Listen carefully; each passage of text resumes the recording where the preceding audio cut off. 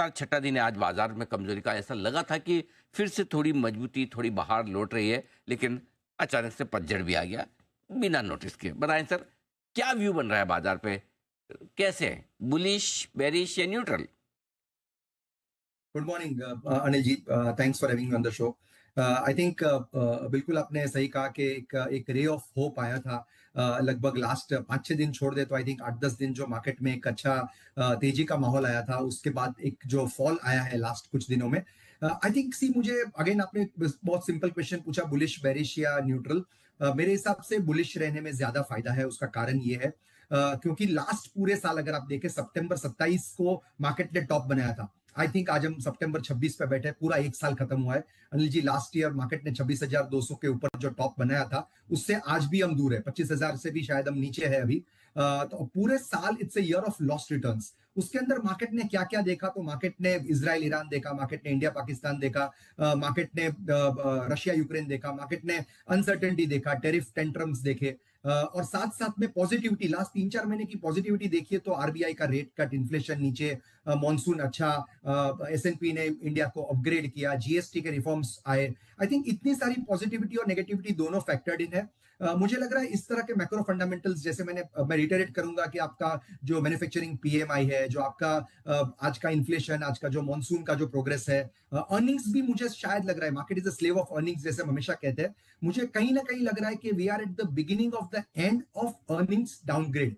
शायद एक क्वार्टर, ये एक आध क्वार्टर छोड़ दीजिए, नेक्स्ट क्वार्टर से जो फेस्टिव डिमांड भी शुरू हो गई है अभी लास्ट 2-4 दिन से, और अक्टूबर नवंबर दिसंबर में दशहरा दिवाली दोनों फॉल करते हैं अक्टूबर में। तो आई थिंक जनवरी के जो नंबर्स होंगे वहां पे आपको काफी आई थिंक पॉजिटिविटी दिखेगी मैनेजमेंट कमेंट्री में, और इवन पॉजिटिव, तो मार्केट इसको थोड़ा पहले डिस्काउंट करेगा। एफआईआईज यस एब्सेंट है, विदेशी संस्थागत निवेशक इस समय पे एब्सेंट है, बट वो कब आएंगे वो कहना बहुत डिफिकल्ट है। लेकिन मेरे हिसाब से इंडिया की लिक्विडिटी, ओवरऑल सिस्टम लिक्विडिटी, ये सब दिखाता है कि यहाँ पे ऐसा करेक्शन आपको मिला है, इतना पूरा साल एब्जॉर्ब किया है आपने वॉलेटिलिटी। आई थिंक ज्यादा रीजन बनते हैं बुलिशनेस के रादर देन बेरिशनेस। बहुत बढ़िया। तो बहुत अच्छा आपने कॉन्फिडेंस दिलाने वाली बात कही और पूरे डेटा और लॉजिक के साथ कि बुलिश रहने में समझदारी है, पॉजिटिव रहने में समझदारी, क्योंकि मैक्रो फैक्टर्स काफ़ी मजबूत है, काफ़ी अच्छा है। कैसा असर आप कंजम्पशन स्टॉक्स पर, शेयर्स पर, सेक्टर पर पड़ते हुए देख रहे हैं सर, जीएसटी 2.0 का? आई थिंक बहुत ही सिंपल अगर मैं इसको वर्णन करूं तो ये जो है, ये शॉर्ट टर्म मेजर्स डेफिनेटली नहीं है। काफी कंपनीज ने short term I think they have behaved very well. Just एक एग्जांपल दूं तो companies like Maruti, companies like एमएनएम, जिन्होंने नेचुरली इसका फायदा देखा है 22 तारीख से जो नवरात्र शुरू हुआ और जीएसटी 2.0 के रिफॉर्म्स भी शुरू हो गए। जिस तरह के फर्स्ट डे का हमने सुना था, inquiries, sales, I think record record sales हुए हैं। उस दिन का रिकॉर्ड इंक्वायरीज भी आई है, कोई भी कंपनीज को आप उठा ले, हुंडई हो या मारुति हो। एक ये पॉजिटिविटी आई है। दूसरा, अगर आप देखें तो ऑनलाइन प्लेटफॉर्म्स पे जिस तरह के सेल्स हो रहे हैं, अगर आप एनबीएफसी को सुने, बजाज फाइनेंस जैसी कंपनीज का, तो I think again consumer lending में एक डेफिनेट एक लास्ट 3-4 दिन, again I don't want to get carried away by short term momentum, but ये एक दिख रहा है कि शायद जो पेंटअप डिमांड था पास्ट में, एक जीएसटी के चलते, एक फेस्टिव सीजन के चलते, आई थिंक दोनों का अगर समन्वय मैं करूं तो मुझे लग रहा है ये एक पॉजिटिव फैक्टर है। दूसरा, हमेशा हम सोचते हैं खाली कंजम्पशन चलेगा, बट अगर कंजम्पशन चलता है तो मेरे हिसाब से इसका बेनिफिट नेचुरली बैंक्स वगैरह को, एनबीएफसी को भी मिलता है जो लैंड करती है कंजम्पशन के लिए। और नेचुरली अगर कंजम्पशन होगा तो कैपिटल एक्सपेंडिचर भी कंपनीज करेगी, अपना एक्सपेंशन करेंगी, तो उसके कारण आई थिंक ओवरऑल इकोनॉमिक जो एक था स्लो डाउन था, अगर मैं स्लो डाउन कहूँ, slow down is not the word क्योंकि जीडीपी आपको वो नहीं दिखा रहा है, बट मेरे हिसाब से एक मोमेंटम इकोनॉमी में आना चाहिए आने वाले 2-4 महीनों में, और फाइनली आई थिंक आपको अर्निंग्स में रिफ्लेक्ट करना चाहिए। So this is what I feel. Consumption का जो एक पहिया था जो स्लो डाउन हो गया था, वो भी एक बार डिस्क्रिशनरी कंजम्पशन डेफिनेटली पिकअप करेगा। परफेक्ट, ये बहुत बढ़िया आपने कहा कि अब इससे कंजम्पशन में बूस्ट मिलने वाला ही है। अब जस्ट बताएं कि किन सेक्टर्स, किन स्पेस में आपको लगता है कि इस कमजोर बाजार में निवेश के बढ़िया मौके बनते दिख रहे हैं, कहाँ फोकस करें? या आई थिंक बहुत ही सिंपली मैं अगर उसको कहूँ तो मैं इसको 5 C's कहता हूँ, 5 C।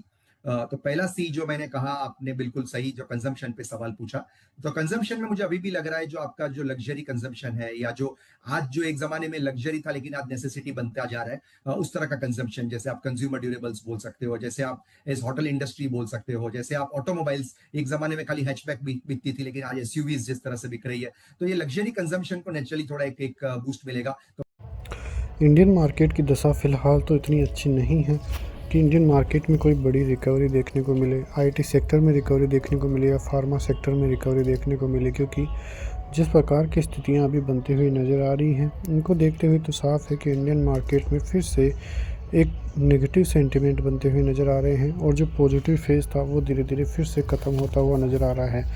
पिछले सोमवार तक तो आपको लग रहा होगा कि इंडियन मार्केट में एक अच्छी खासी तेज़ी है, अच्छी खासी ऑल टाइम हाई के लगभग बाजार जाता हुआ नज़र आ सकता है, लेकिन अब ऐसा लग रहा है कि इंडियन मार्केट के लिए कई चीज़ें, कई संकेत बिगड़ते हुए नज़र आ रहे हैं और ये संकेत यदि आगे भी बिगड़े तो दिक्कत और ज़्यादा बढ़ती हुई नज़र आएगी। सोमवार को जिस प्रकार से बाज़ार खुलेगा तो यदि बाज़ार में गैप अप देखने को मिला तो एक बड़ा गैप अप होना चाहिए और वो सस्टेन भी करे तब जाके लगेगा कि इंडियन मार्केट की रिकवरी काफ़ी अच्छी हो सकती है। लेकिन यदि बाज़ार फ्लैट और गैप डाउन खुलता है फिर से सेंटिमेंट आपको नेगेटिव ही देखने को मिल सकते हैं। आपको एक बार चीज़ तो देखने को मिल रही होगी कि इंडियन मार्केट थोड़ा ओवरसेल जो है होता हुआ नज़र आ रहा है, मतलब लगातार 6 से 7 सेशन में बाज़ार का गिरना और बिना रिकवरी के गिरना एक बड़ा सेंटिमेंट नेगेटिविटी तक फैलता हुआ नज़र आ रहा है। और यदि ये नेगेटिविटी और ज़्यादा फैलती है तो इंडियन मार्केट में और बड़ी दिक्कतें भी आती हुई नज़र आ सकती है। तो ये सभी चीज़ें इंडियन मार्केट के लिए काफ़ी नेगेटिव साबित हुई है। अब देखना ये होगा कि क्या इंडियन मार्केट में कोई रिकवरी आती है या चीज़ें ऐसे ही बिगड़ती हुई दिखाई देती है।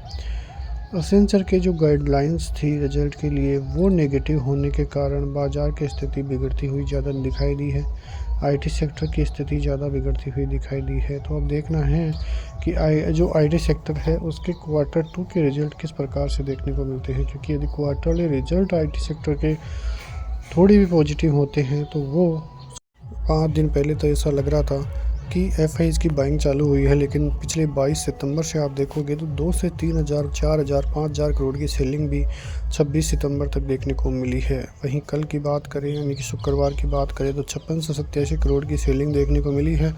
वहीं डीआईएच की तरफ से 58 से 43 करोड़ की बाइंग भी देखने को मिली है। लेकिन सबसे नेगेटिव चीज़ ये रही कि अब रिटेल और एचएनआईज में भी पैनिक देखने को मिल रहा है और यदि ये पैनिक और ज़्यादा बढ़ता है तो और ज़्यादा स्थिति ख़राब होती हुई नज़र आएगी।